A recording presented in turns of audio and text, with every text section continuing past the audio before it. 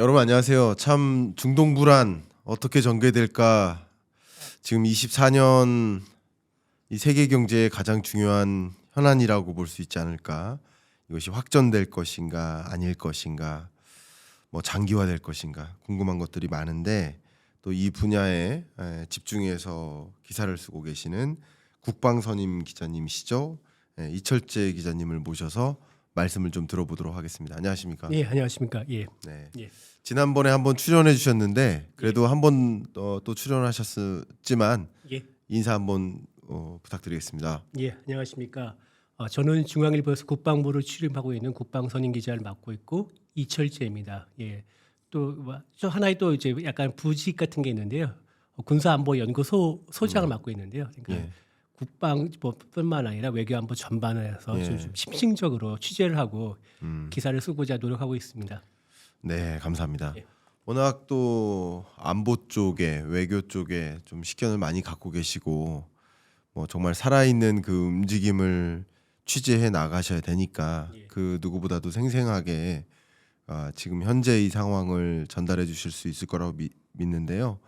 또 이번에 마침 이스라엘 다녀오셨지 않습니까? 예, 지난달에 이스라엘 외무부의 초청으로 네. 한 일주일 정도 예루살렘이랑 또 네. 텔아비브 그다음에 골란고원까지는 못 갔지만 그 북부지구 그다음에 가즈아지구가 가까운 남부지구 이렇게 다녀왔습니다. 네. 혹시 가족이 말리지 않으셨나요? 집사람은 제가 이스라엘 가는 거에 의미에 대해 잘 모르는데 예. 공교롭게도 저희가 떠난 날 예. 저희가 묵던 호텔에서 그리 멀지 않은 곳이 예멘 후티 반군의 그 무인기에 떨어져 가지고요. 한 아이고. 명이 사망한 일이 있었는데 그렇게 멀지 않습니다. 저희 예. 호텔에서. 근데 한 3시간, 4시간 차이인데 예. 다행히 이제 그때는 제가 이제 비행기 안에 있었던 때고요. 예. 약간 아슬아슬한 순간이었습니다. 그러니까요. 예. 그 선뜻 마음이 이렇게 어쩌면 목숨을 담보로 우리가 일하러 가기가 참 쉽진 않은데. 그렇게 그렇죠? 거창하게 말씀하시면 좀 그런데 이런 일이 있을 거라고 상상을 못했죠. 그렇기도 했겠지만. 근데 막상 가서 또 보고 또 네. 이런 일을 당해 보니까 예. 이게 이제 전쟁이 뭔가 이런 걸 또 한번 느끼는 계기가 되었습니다. 맞습니다. 자, 아마 지금 직접 다녀오신 그 어떤 긴장감을 생생하게 이제 전달해 주셨는데 지금의 중동 정세 전반적으로 어떤 흐름이라고 좀 판단하면 좋을지 부탁드리겠습니다. 예. 지금 뭐 심상치 않죠. 네. 뭐 간단하게 말하면은 일촉즉발의 위기 상황이죠. 네. 현재 전쟁은 일어나고 있지 않습니다. 네. 이스라엘이 1949년인가 8년에 독립하고 난 다음에 모두 네 차례 전쟁을 치렀습니다. 네. 주변의 아랍 국가들과 그리고 이제 제일 마지막이 그 4차 중동 전쟁 이후에 이스라엘이 벌인 거는 이제 국가와 국가 간 전면 전쟁이 아니라 이스라엘이 주변에 있는 그 이슬람 무장 세력과의 그 어떤 전투였습니다. 그래서 네. 전쟁 아닌데 이번에는 제 5차 중동 전쟁이 일어날까 이런 이제 우려들을 많이 하고 계시는 건데요. 예. 한쪽에는 이스라엘이 있고요. 이스라엘의 반대편에는 이란이 있습니다. 이란은 네. 혼자가 아니라 이란의 주변에 프락시 그러니까 하수인들이 있는데요. 크게 세 가지 세력이 있습니다. 예. 이스라엘 북쪽과 이제 접해 있는 레바논의 예. 시아파 무장 정파인 헤즈볼라가 있고요. 히즈볼라. 예. 그다음에 가자지구 이스라엘 남쪽과 접해 있는 가자지구에서 활동하고 있는 팔레스타인의 하마스가 있고요. 맞스. 예. 이스라엘과 한참 떨어져 있습니다. 아라비아 반도에 예. 또 시아파 무장 정파인 후티가 있죠. 옛날에 후티 반군이라고 예. 표현하죠. 이렇게 후티가 이렇게 있습니다. 네. 이들을 저항의 축이라고 부르고요. 또는 네. 링 오브 파이어라고도 예. 합니다. 이렇게 링 오브 파이어가 그게 화산지대를 말하는 그 용어라고 알고 있는데 이렇게 네. 이런 대결 구도가 벌어지고 있습니다. 네. 이 대결 구도 물론 이제 이스라엘과 이슬람권과의 그 갈등은 뭐 어제 오늘의 일이 아닌데 네. 이렇게 뭐 아웅다웅 각축을 벌이다가 직접적인 이제 발단이 된 거는 지난해 10월 7일이죠. 네. 그때 하마스가 이스라엘을 대규모로 기습한 적이 있었죠. 그래가지고 네. 먼저 공습을 하고 그다음에 직접 전투원을 보내가지고 이스라엘의 정착촌을 기습해가지고 많은 사람들을 사살했죠. 네. 그리고 또 많은 사람들 또 인질로 끌려갔고 있고요. 그래서 이제 이스라엘이 보복 차원으로 가자 지구를 상대로 이제 전투를 벌입니다. 10월 7일 계속 이후로 벌어지고 있는 상황이고 아직 인질들은 100명 넘게 아직 귀환하고 못하고 있는 상태고요. 그런 상태로 또 어떤 일이 벌어지냐면은 지난달 31일에 이란의 수도 테헤란에 또 테헤란 중에서도 이란의 핵심 권력이 있습니다. 이란 네. 혁명수비대가 있거든요. 이란은 이란군이 있고 이란 혁명수비대가 있는데 혁명수비대가 더 우위에 있습니다. 하여튼 네. 혁명수비대가 그 관리한 안가에 있는데 안가의 팔레스타인 정치 지도자 이스마일 하니에라고 있습니다. 그 사람이 당시 이란의 그 새 대통령 마수드 페제시키안의 취임을 축하하러 온 사절단을 하는데 지난달 30일 하니에가 그 이란 혁명 수비대의 안가에서 폭사됐습니다. 폭사로 죽었습니다. 폭발로. 네. 범인은 누군지 모르죠. 그런데 모든 사람들은 알고 있습니다. 이스라엘의 소행이라고. 네. 그래요. 어, 그래서 이란은 정말 자존심을 상하겠죠. 자국의 영토, 네. 그것도 수도 한복판, 예. 수도에서도 또 그 이란 최고 핵심 권력인 중에 하나인 혁명수비대 안가에서 그것도 손님이지 않습니까? 그렇죠. 대통령 축하 당선 사절로 온 손님이 비명 행사를 했는데 굉장히 자존심 상해가지고 이란은 이제 보복을 또 천명한 상태고요.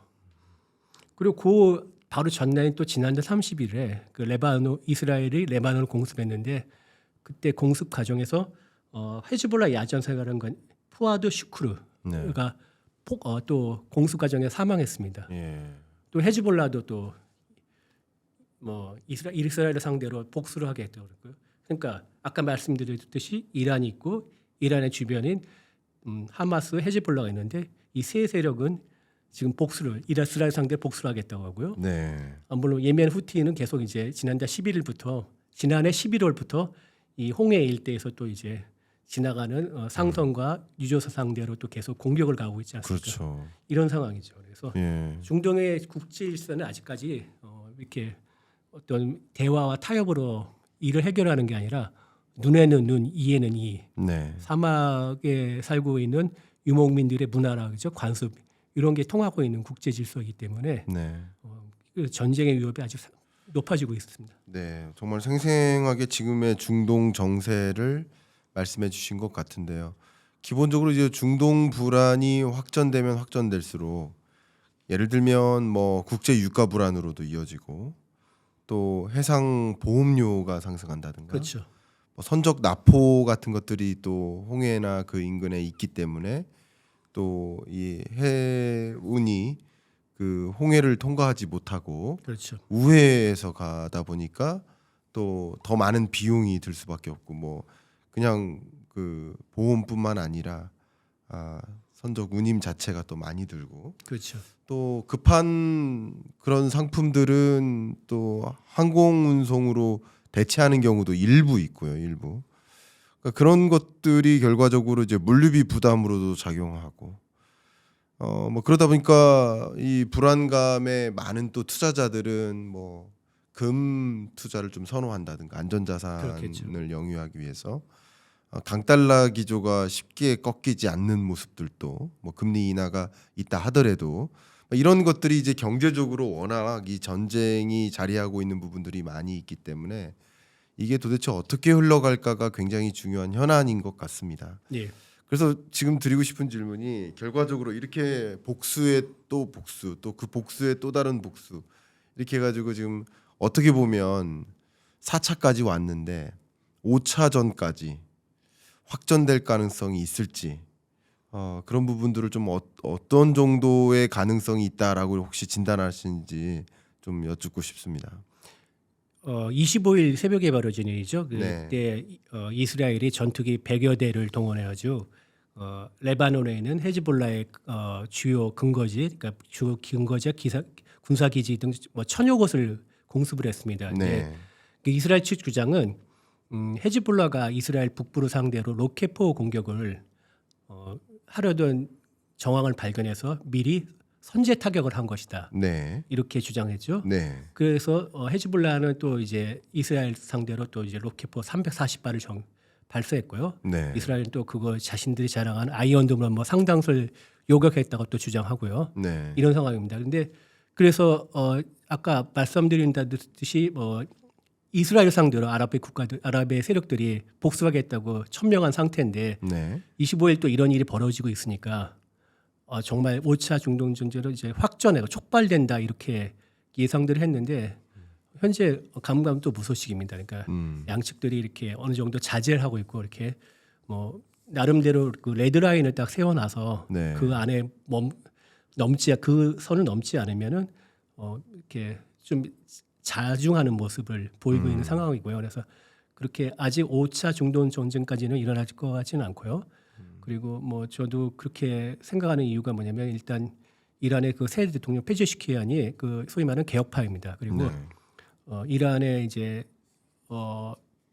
주요 그러니까 국민 중에 대다수를 차지하는 이 페르시아 계통이 아니라 아제르바이잔 쪽이랑 뭐 저기 쿠르드랑 이렇게 혼혈이라고 합니다. 그래서 네. 이란의 소수민족이 소수파이고 또 개혁파고 그러고 그리고 또 이란 경제가 되게 좋지 않습니다. 그래서 네. 이란도 이렇게 전면전을 벌이긴 되게 부담스럽습니다. 예. 그래서 또 이스라엘도 마찬가지고 지난해 10월 이후로 계속 전쟁을 하고 있는데 계속 확정하는 거는 되게 힘들어합니다. 그렇기 때문에 양측이 약간의 좀 지난 4월에도 이란이 이스라엘을 대규모로 공습했는데 미리 살짝 언지를 줘가지고 네. 그 대비할 수 있는 그런 시간을 마련해 줬거든요. 네. 그런 식으로 약속 대련을 하지 않을까 서로 지금 좀 체면을 좀 세우고 네. 차원에서 끝나지 않을까 예. 이게 좀 개인적으로 생각하고 있습니다. 아, 네. 그러면 제가 이해한 게 맞는지 5차 중동 전쟁으로 확전되지는 않지만 어느 정도 이런 불안감, 전쟁의 여운이 계속 지속되는 그렇죠. 그런 정도로 뜨뜻미지근한. 예. 그러니까요. 예. 이게 전쟁이 끝나는 것도 아니고 예. 확전되는 것도 아닌데 예. 그냥 지속되는 느낌. 그렇죠. 예. 제가 매년 경제 전망서를 집필하고 있고 지금 25년 전망서 집필을 거의 마무리하고 있는 중인데요. 25년 전망을 할 때 세 가지 시나리오를 짜는데 그 변수를 이 지정학적 불안이 지금과 같은 그러니까 러우 전쟁이나 중동 전쟁과 같은 이런 전쟁 불안이 지금처럼 계속 장기화되거나 지속된다라는 전제. 이게 중립적인 전제고요. 조금 안 좋은 전제, 비관적인 전제는 확전되는 양상으로 가는 더 많은 나라들이 참여하는 그리고 조금 긍정적인 전제는 이런 전쟁이 생각보다 좀 빨리 종식되는 그 세 가지 시나리오를 가정하고 경제를 전망합니다. 성장률이 다르겠죠. 그러겠습니다. 예, 다르겠죠. 그게 물가에도 미치고 여러 가지 미치는 영향들이 있어서 그래서 앞에서도 제가 살짝 운을 뗐지만 결국 이런 중동 정세가 불안한 기조가 지속된다라는 전제 하에서 기자님께서 일단 거기에 비중을 많이 두고 계시니까 그럴 가능성이 높다라는 전제 하에서 우리 세계 경제 혹은 한국 경제에 어떤 부담이나 영향을 미칠 것인지 혹시 기자님의 어떤 여러 취재에 기초한 의견을 좀 여쭙고 싶습니다. 일단은 김 교수님은 아까 세 가지 시나리오를 말씀하셨는데 네. 어디에 중점을 두셨습니까? 일단은 중립적인 시나리오로 저희처럼 이제 거시경제 연구하는 사람들은요 앞으로 어떻게 될지 모르는 게 변수니까 그렇죠. 예. 이렇다 저렇다라고 가정하기보다는 그러니까 지금과 같이 유지된다는 전제를 보통 깝니다. 예. 지금과 같이 유지된다는 전제에서는 뭐 경제 성장률 전망치를 이렇게 하는데 근데 지금과 같은 것보다 나아질 수도 있고 악화될 수도 있겠죠. 예. 그때의 시나리오를 별도로 이제 가정할 뿐이라고 볼 수 있겠습니다. 네. 네. 그 중동에서 벌어지고 있는 전쟁이 우리가 멀리 떨어진 곳에서 전쟁이기 때문에 영향을 미치지 않고 우리는 뭐 그냥 불구경만 하면 된다 이렇게 생각들을 하실 것 같은데요. 네. 전혀 그렇지 않습니다. 세계 경제에 끼친 영향이 굉장히 크고요. 예. 일단은 뭐 여러 가지 이제 요소가 있는데 일단 유가입니다. 예. 우리가 오일 쇼크라고 하죠.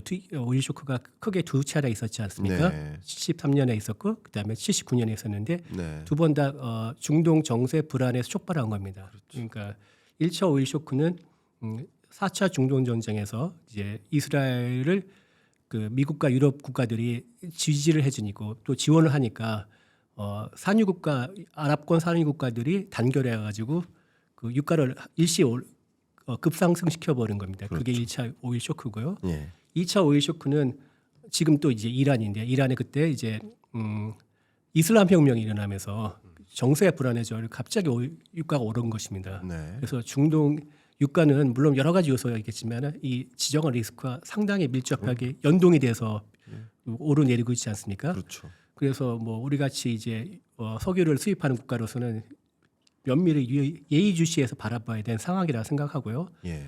둘째는 아까 우님 말씀하셨는데 지난해 11월 이후로 이제 후티 반군이 홍해 지역에 준동을 하면서 그 용선료가 올라가지 않았습니까? 그렇죠.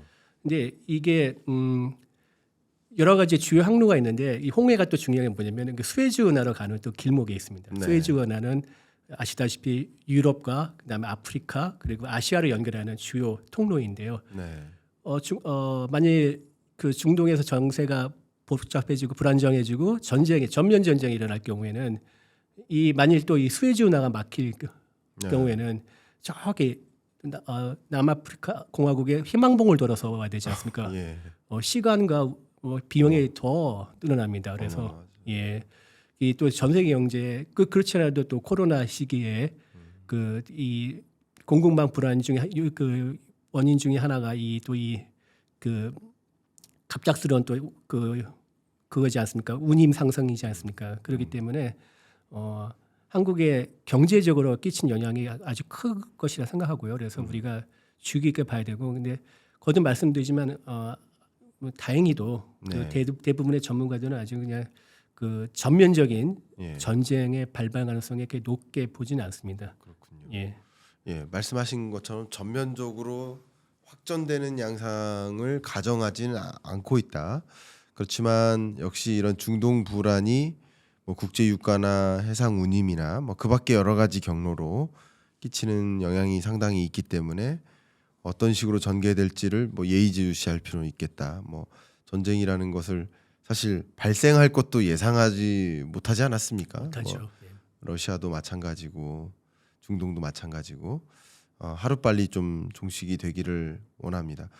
이런 중동 불안뿐만 아니라 지정학적 리스크 자체가 2022년 이후로 레벨업이 됐다고 저는 평가를 하고 있거든요. 그냥 뭐 이 지정학적 리스크가 갑자기 고조됐거나 갑자기 또 급락하기도 하지만, 그러니까 이 어떤 우상향으로 본 그렇죠. 거죠. 여파가 이제 아예 올라간 채 움직이는 그런 레벨업된 지정학적 리스크를 우리는 만나고 있고, 그러다 보니까 또 미치는 것이 국방 예산인 것 같습니다. 그렇죠. 예, 우리나라도 예산안을 이제 계획을 했는데 세계 각국이 국방 예산을 올려잡고 있습니다. 예. 예. 올려잡고 있다 보니 그 국방 예산을 다 합하면 그게 곧 전체 방위 산업 사이즈가 되죠. 사이즈 되죠. 예, 글로벌 방위 산업의 사이즈가. 그렇죠. 그렇죠. 왜냐하면 다 정부가 사는 거니까 쉽게 말하죠. 그렇죠. 예. 그러다 보니까 방위 산업에 대한 관심이 주목되는 국면인 것 같습니다. 예. 그래서 좀 질문 드리고 싶은데요. 많은 분들이 갖고 계신 질문이에요. 일단 방위 산업이라는 관점에서 첫 번째 질문은 한국의 군사력입니다.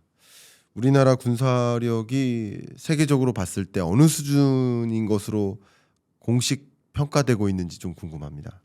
이게 군사력을 또 지수로 나눠서 네. 지수로 이제 합산해 가지고 이렇게 순위를 매기는 게 상당히 어렵습니다. 어렵죠. 이게 뭐 핵을 또 예. 핵이 있냐 갖고 있지 않냐 그렇지 않느냐 그다음에 뭐 그런 게 또 또 훈련의 정도도 이렇게 측정하기 쉽지는 않고요. 그래서 그렇죠.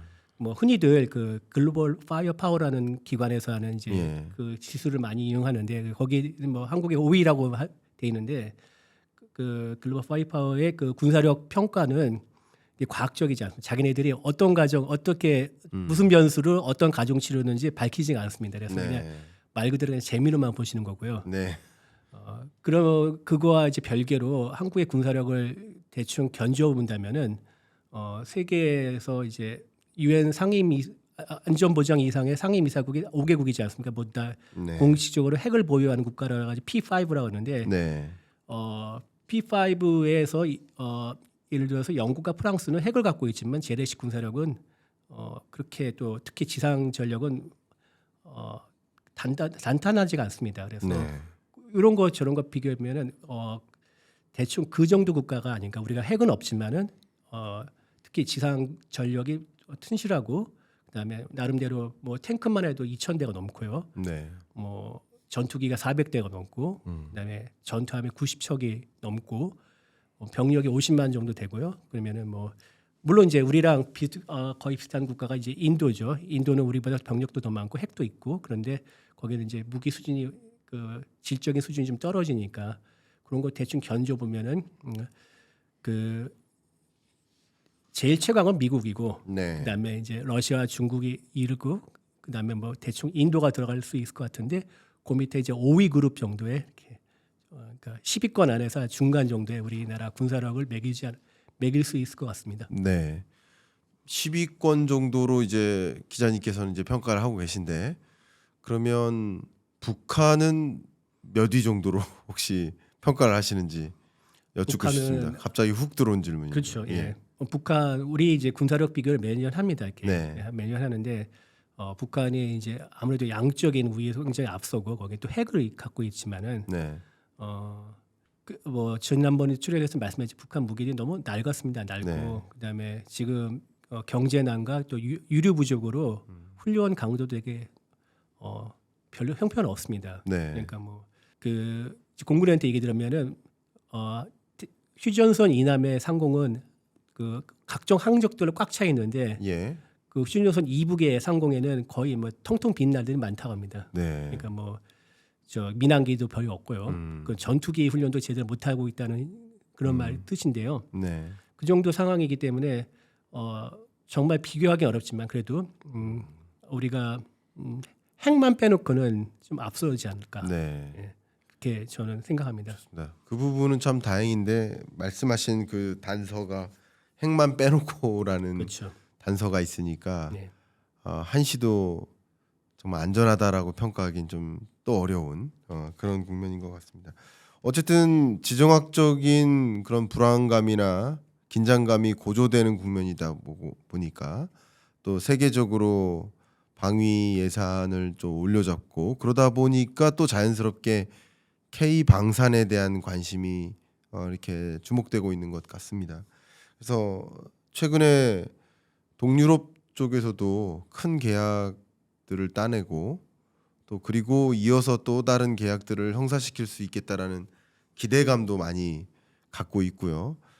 근데 또 어떤 한 측면에서는 뭐 너무 호들갑 떠는 거다 뭐 이렇게 평가하기도 하고 지금의 이 K 방산의 뭐 수출 뭐 숫자적으로는 딱 드러납니다 확실히. 예. 그 동안에는 수입국이었는데 방위 산업의 수입국이었는데 수출국으로 바뀐 건 맞고 그 수출 규모가 좀 드라마틱하게 근래 들어 증가한 것도 사실인 것 같습니다. 그거는 맞는데 이 K 방산에서의 기회가 앞으로 있을 거라고 평가 내리시는지 이 부분이 좀 많이 궁금해지는 것 같습니다. 예. 올해 그 방산 수출 목표액이 200억 달러라고 하죠. 네. 200억 달러라고 하고 그다음에 스톡홀름 평화 연구소라는 이제 단체가 있는데 거기서 매년 그 방산의 그러니까 전 세계 무기 시장에서 각국이 차지하는 비중을 매깁니다. 근데 네. 1년 단위가 아니라 이게 이제 무기는 한 번에 다 사오는 게 아니라 이제 몇 년에 걸쳐서 사오기 그렇죠. 때문에 그런 계약 때문에 단연간 계약이 많기 때문에 그렇죠. 그 4년인가 5년 이렇게 잘라서 3, 네. 4년을 잘라가지고 이렇게 이제 하는데 올해 발표는 한국이 10위입니다. 작년에 9위였고요. 작년 발표는 9위였고 10위, 그러니까 9위 10위권이고 그럼 뭐 바로 뒤에는 이제 튀르키예, 그 바로 앞에는 이스라엘, 요 하여튼 중간 그룹에 지금 형성하고 있는데 최근에 이제 특히 이제 중동 지역과 동유럽에서 무기 수주를 많이 와가지고 한국의 순위가 좀 더 오르지 않을까 이제 네. 생각합니다. 근데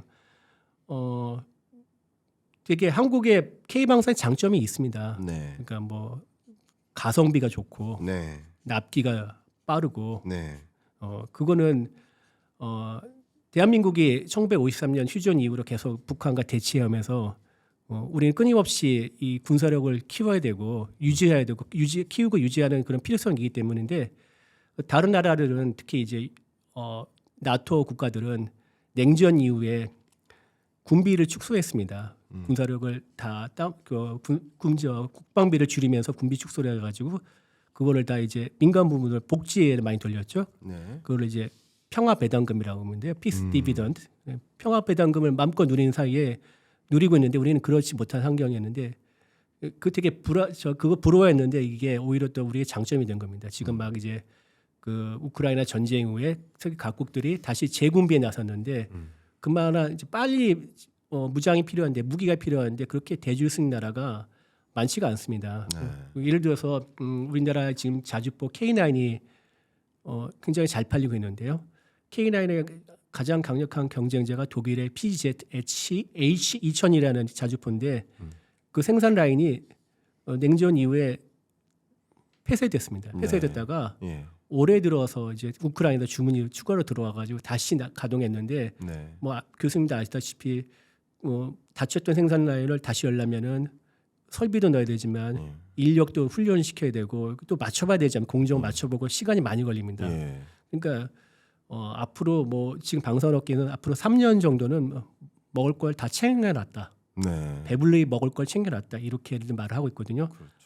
그런 또 호기도 그러니까 예. 적절한 타이밍도 이 시기도 우리한테 되게 유리한 게 작용하지 않았나 싶습니다. 네. 말씀 정확히 주셨던 것처럼 이 무기 계약을 이제 체결하는 그것 자체가 그냥 단기 계약이 아니라 한 5년 정도 가량의 장기 계약이고 장기간 뭐 어떤 특정 국가와 어떤 무기를 얼마만큼씩 공급하겠다라는 그런 계약이기 때문에 한 건 한 건이 굉장히 큰 수주인 것 같고 특히 저희 제가 같이 운동하는 테니스 클럽에 방사청 직원이 한 분 있어요. 예. 근데 자주 못 와요.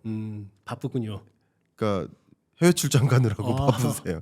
K9 또 담당관이셔가지고 하여튼 그 유럽 쪽으로 수출 계약도 있지만 또 다른 국가들과 또 수출 계약을 추가적으로 체결하고 싶어가지고 그렇죠.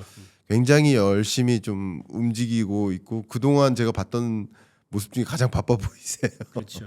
예, 그런 모습들이 지금 저도 이제 체감적으로 좀 느껴지고 있는데 이렇게 K 방산의 수출이 장기적으로 괜찮을 거라는 그런 기대감.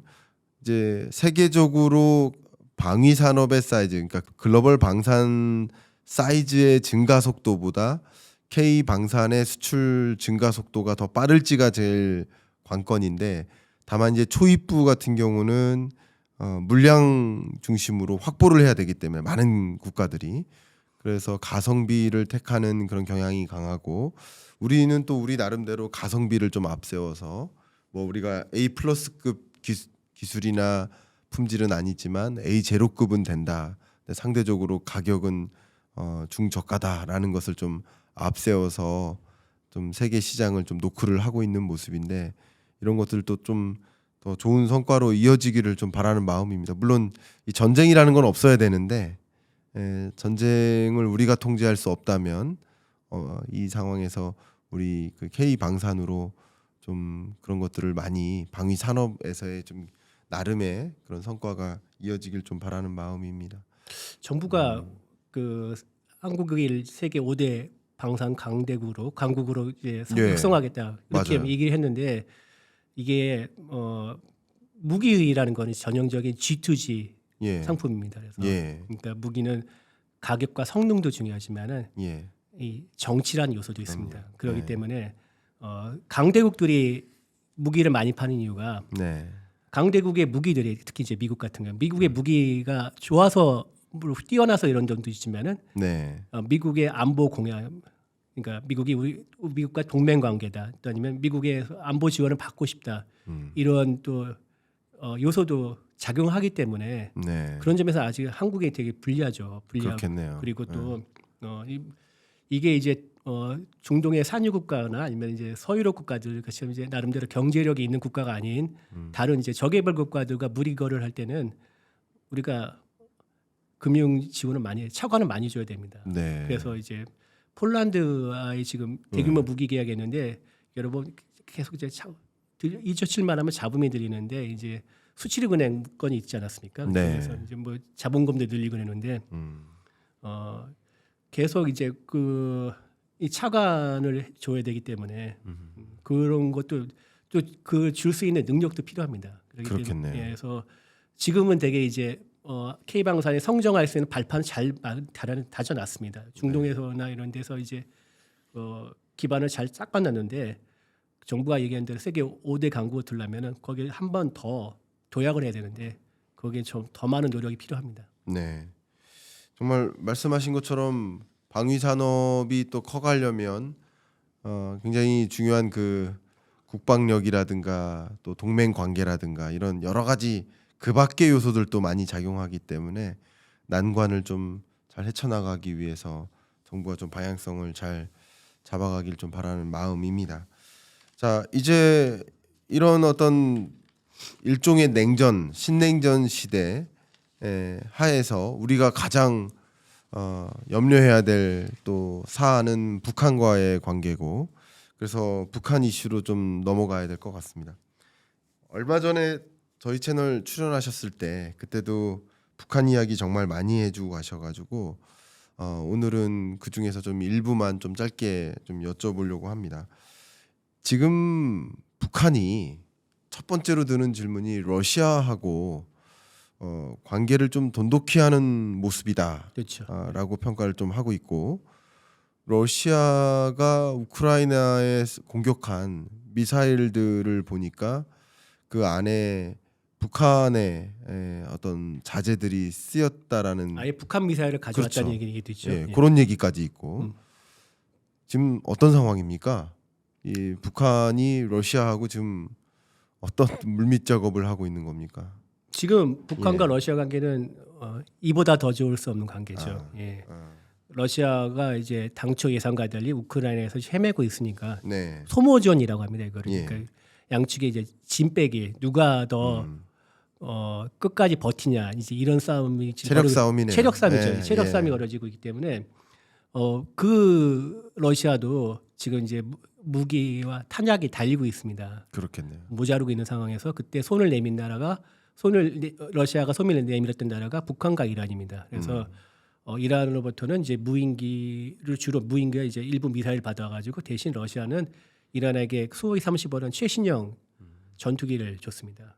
그게 그 대가인지 모르겠지만 하여튼 그 받고 나서 보낸 건 사실입니다. 네. 그리고 북한은 이제 우리 위성 분석에 따르면은 수천 개의 컨테이너가 북한에서 러시아로 갔다가 러시아에서 다시 북한으로 되돌아왔다고 하지 않습니까? 네. 그 컨테이너는 수백만 발의 포탄이나 수백 발의 미사일이 실려 있을 것이라고 예상을 하고 있고요. 컨테이너 안을 들어볼 수는 없으니까요. 그렇죠.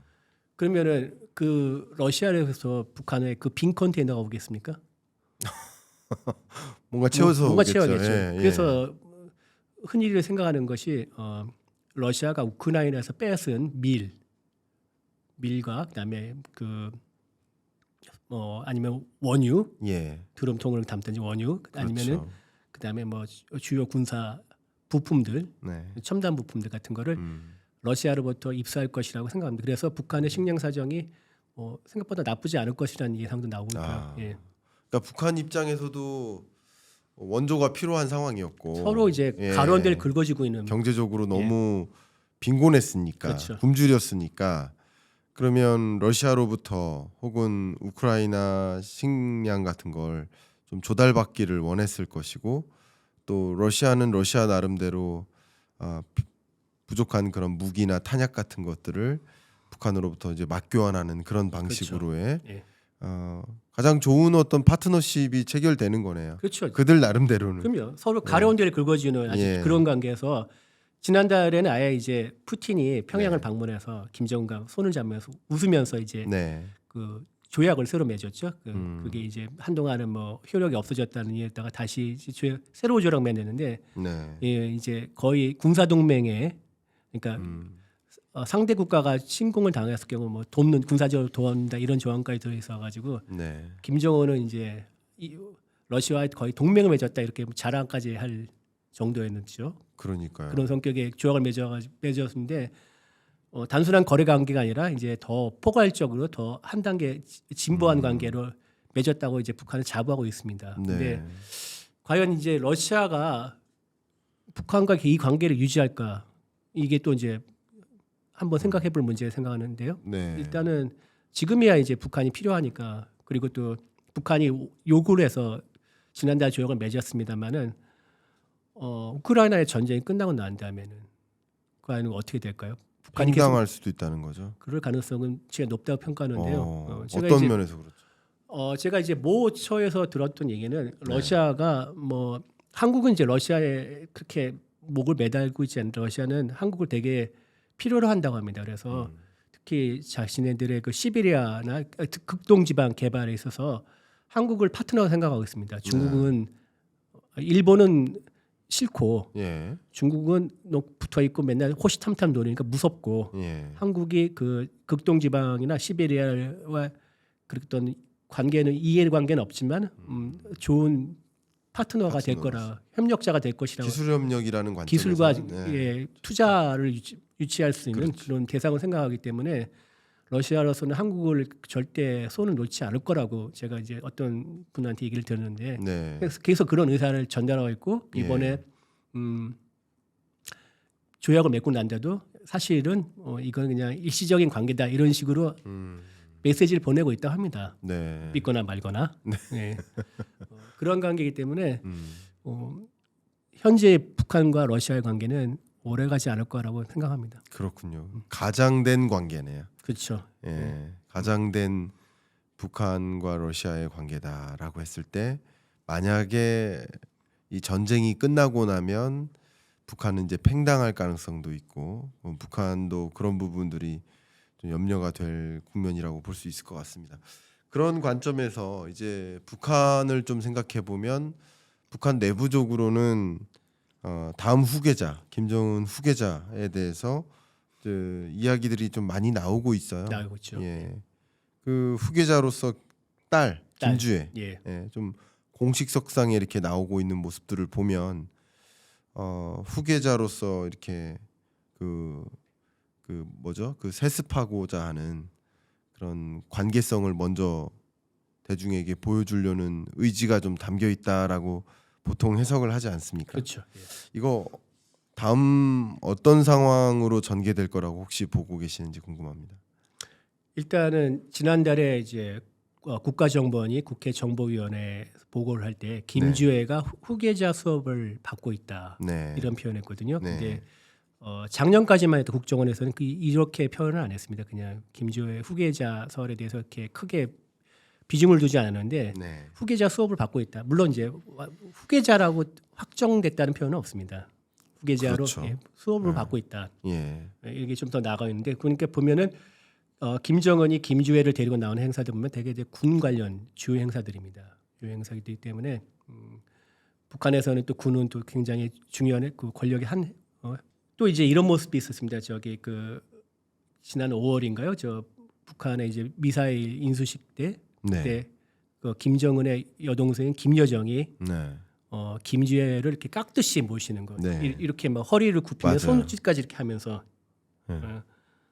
뭐 그런 모습까지 있었고요. 네. 그다음에 지난 3월에는 이제 김정은이 김주애를 들고 강동에 있는 이제 온실을 방문했는데 거기 보면은 이제 향도라는 네. 표현이 납니다. 향도의 위대한 분들. 향도. 예. 근데 북한에서 향도라는 것은 그냥 우리가 말을 흔히 생각하는 길라잡이가 아니라 이렇게 앞서서 나가가지고 인민들을 이끌고 가는 어떤 리더, 지도자. 지도자라는 뜻이거든요. 이런 표현을 이렇게 이런 이제 상황들을 정황들을 조합하면은 김주애가 상당히 이제 후계자 구도에서 앞서가 있지 않나 이런 평가들을 많이 하시는데 네. 거기에 대한 또 반론도 있습니다. 네. 반론은 어떤 거죠? 그러니까 지난해 이제 쿠바에서 쿠바 주쿠바 북한 대사관의 정무참관관에서 이일기 씨라고 있지 않습니까? 네. 그분이 그 인터뷰한 내용에 따르면은 북한에서는 그 백두의 혈통은 남성에게만 흐른다고 네. 생각을 하기 때문에 네.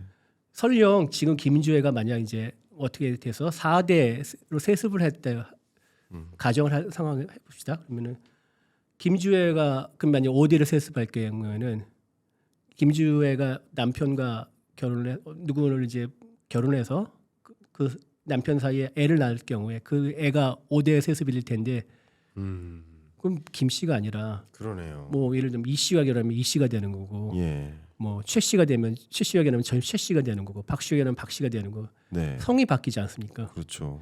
그렇기 때문에 김주애가 이렇게 공식 석상에 나오고 그다음에 후계자 수업을 받는 모습은 보이겠지만 후계자로 확정이 된 건 아니고 가능성이 낮다고 생각하는 겁니다. 네. 그러니까 단지 그냥 이런 해석도 있습니다. 김정은이 김주애를 너무 예뻐해서 네. 이렇게 데리고 다닌다 이런 얘기도 흘러나오고 있고요. 그냥 공주님이다 그냥 이런 얘기 있는데 그게 어떻게 될 건지는 그 나중에 상황에서 이제 누구 말이 많은지 평가가 한가름이 되겠죠. 네. 그런데 다만 이 권력의 속성을 보면은 특히 이제 절대 권력 김정은과 같이 절대 권력자는 이인자를 키우겠습니까?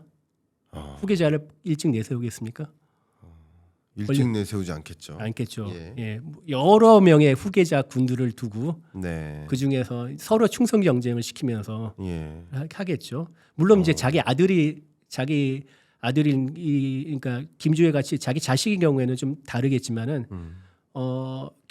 김정은이 이설주와 사이에 3명의 자녀가 있다고 이제 알려져 있는데 그 사이에서 뭐 아들도 있다는 설이 거의 뭐 정설로 들어 있습니다. 왜냐하면 이제 북한의 그 최고위층을 가는 컨테이너를 정보당국이 확인해 보니까 그 안에 이제 남자애들 갖고 있는 장난감이 있었다 그래서 네. 이제 아들설이 나오는 건데요. 예. 이런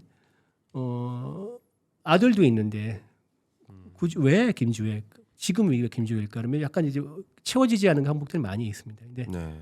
그래서 앞으로 한 5년 10년 후에 좀 확실하게 누구 말이 맞을까 김주애가 진짜 후계자였나 4대 후계자였나 아니었나 드러날 것 같습니다. 되게 재밌네요. 재밌고 혼란스럽긴 한데 만약에 김주애를 후계자로 생각한다는 것은 만약에 그렇게 한다고 첫 번째로 가정한다면 그것은 이제 시나리오를 짜본다면 굳이 그 다다음 세습까지 고민하지 않는 것. 그럴 수도 그냥 있죠. 예. 그냥 다음 세습까지가 중요한 것이지 본인 입장에서는 다다음 세습까지 고민하면서 백두혈통을 내세울 필요가 있을까 하는 생각으로 만약에 김주애를 후계자로 생각한다면 그런 입장이지 않을까라는 저의 개인적인 생각이 한 가지 들고 추론을 해보는 거죠. 두 번째는 만약에 후계자로 내세우는 목적이 아니다라고 한다면 대외적으로 좀 혼란을 주는 거죠. 일부러. 자유로운 아버지의 모습을 보여주고 있다 이런 평가도 있습니다. 그 일종의 예. 그런 모습도 있고 진짜 후계자를 이미 생각하고 있는 후계자가 있는데 일부러 후계자가 김주애인 것처럼 이렇게 약간 표현을 어떻게 해야 될지 모르지만 우리는 이제 대리 변수 같은 역할로 대리 변수. 일부러 좀 혼란을 주는 거죠. 예. 예. 그래서 후계자에게 어떤 공격 같은 게 들어올 수도 있고 하니까 뭐 그런 게 아닐까 하는 그냥 막연한 추측도 해보는데 정말 그 시나리오가 그 A일지 B일지가 참 궁금합니다. 예. 그것에 따라서 또 우리 한국 입장에서는 이 북한과의 관계를 이제 디파인하는데 좀 차이가 있을 수 있기 때문에 그렇죠. 그게 어떤 시나리오로 전개될지 좀 우리가 주목을 해야 될 것 같습니다. 이렇게 우리가 북한 사정이나 후계자에 대해서까지 예의주시하고 있는 이런 모습을 보면 이 대외 투자자들이 한국을 볼 때 한국이 그만큼 북한과의 어떤 리스크를 짊어지고 있다라고 평가하고 있는 일종의 코리아 디스카운트로 작용되는 부분도 없지 않아 있다고 생각이 되는데 그런 관점에서 이 북한과의 관계가 코리아 디스카운트로 작용한다라는 이런 문장에 대해서 기자님은 어떤 견해를 갖고 계신지도 좀 궁금해집니다. 코리아 디스카운트 한국 사람 입장에서 코리아 디스카운트는 말 자체가 되게 예. 뭐 낯설면서도 싫죠. 듣기가 싫죠. 듣기가 예. 싫죠. 그리고 현재 이 시점에서 살고 있는 이 땅에서 살고 있는 사람에서는 피부로 느껴지지 않는 상황이지 않습니까? 네. 워낙 뭐 53년 정전 이후에 그 이런 이제 북한의 야욕은 계속 커왔고 예. 전쟁도 아니고 그렇다고 또 평화도 아닌 이런 상태가 계속 70년 넘게 이어왔으니까 그렇게 우리는 무덤덤해서 그럴 수는 있겠지만은 네. 뭐 코리아 디스카운트를 얘기하면은 지금 이스라엘은 전시 중이고 미국의 일부 군인들에 따르면 2027년에 중국이 뭐 타이완을 침공한다, 통일 전쟁 일으킨다 이런 얘기가 나오는데 타이완도 크라이죠, 디스카운트는 또 뭐고 네. 이 물론 이제 지정학 리스크 점점 이 소위 말하는 신냉전 질서가 이게 튀어나오면서 지정학 리스크 커지고 그다음에 또 큰 형님인 좀 미국이 점점 더 뭐랄까 그 다른 외부 세계로의 그 저기 이 그립이 약해지면서 지정 리스크가 커지는 건 맞지만은 코리아 디스카운트라는 거는 그냥 허상이다라고 생각합니다 개인적으로. 그러시군요. 예. 좋습니다. 그렇게 우리가 지금까지 이런 북한의 지금 상황 그리고 뭐 맨 앞에 말씀 나눴었던 이제 중동 불안 그리고 러시아 뭐 이런 여러 가지 지정학적 리스크에 대해서 이야기를 나누고 또 북한 상황까지 말씀을 이렇게 나누는 과정에서 끝으로 드는 그 질문은 바로 이 신냉전 체제 그 자체입니다. 얼마 전에도 또 칼럼을 내셨지만 안보 적색 경보 북러 밀착 이런 주제 여기서도 이제 명확하게 칼럼을 통해서 제시해 주신 것처럼 이제 한미일이라는 동맹 또 북중러라는 동맹 대 동맹으로의 어떤 신냉전 구도가 이제 명확히 굳어지는 모습이라고 지금 판단하고요. 그런 어떤 또 러시아가 또 북한과 군사 동맹도 맺고 하는 이런 여러 가지 신냉전 구도가 형성되는 그런 과정에서 북한은 무엇을 원하는 것이고 어떤 실익이 있는 것이고 우리는 또 어떤 입장을 취해야 될지 이런 새로운 국면 속에서 우리의 대응을 좀 고민하지 않을 수가 없는 것 같습니다.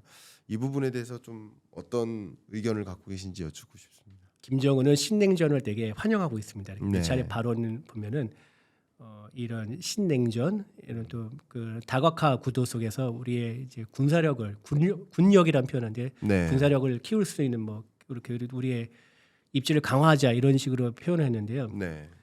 그러니까 미국과 러시아, 중국이 관계가 좋을 경우에 그럴 때 이제 그 유엔 안보리에서 그 대북 제재가 더 강화되지 않았습니까? 네. 아주 타이트하고 촘촘하게 됐는데요. 근데 최근에는 뭐 북한이 ICBM을 뭐 빵빵 쏘더라도 안보리 열리는 것 자체도 힘들고 네. 안보리 열리면은 미국과 그다음에 미국을 비롯한 서방국과 러시아, 중국이 의견이 갈려서 그 어떤 새로운 결의안이든지 제재안이 통과를 되지 못하고 있는 상태입니다. 네. 그러니까 김정은에서 되게 그러니까 자신들의 활동할 수 있는 공간이 넓어지고 있다. 이런 대결 구도에서 예. 그렇게 해서 되게 좋게 생각하는데 저는 오산이라 생각합니다. 또 이게 이 신냉전이 그러니까 예. 동북아시아만 한정해서 미국, 네. 그러니까 한국, 미국, 일본, 그다음에 북한, 러시아, 중국 이 3대 3의 대결 구도가 네. 오래 가지 않을 것 같고요. 어. 왜냐하면은 일단은 북한과 러시아, 중국의 공통점이 뭡니까? 권위주의 국가, 뭐 공산주의 체제는 아니, 러시아 공산주의 체제 아니긴 권위주의 국가, 강력한 권위주의 독재 체제인데 네. 이념적으로 그 공통점이 없습니다. 그러니까 우리 미국과 아니면 서방 세계에서 자유민주주의, 시장 경제 이런 이념적인 공통점이 없고 그냥 굳이 이 셋에서 타치하면은 반미입니다. 우린 미국이 싫어. 예. 미국이 싫으니까 너에게 좋아서 손잡는 게 아니라 미국이 싫어 손잡는 거야. 예. 그런 관계이고 아까 말씀드린 계약적 관계이고 예.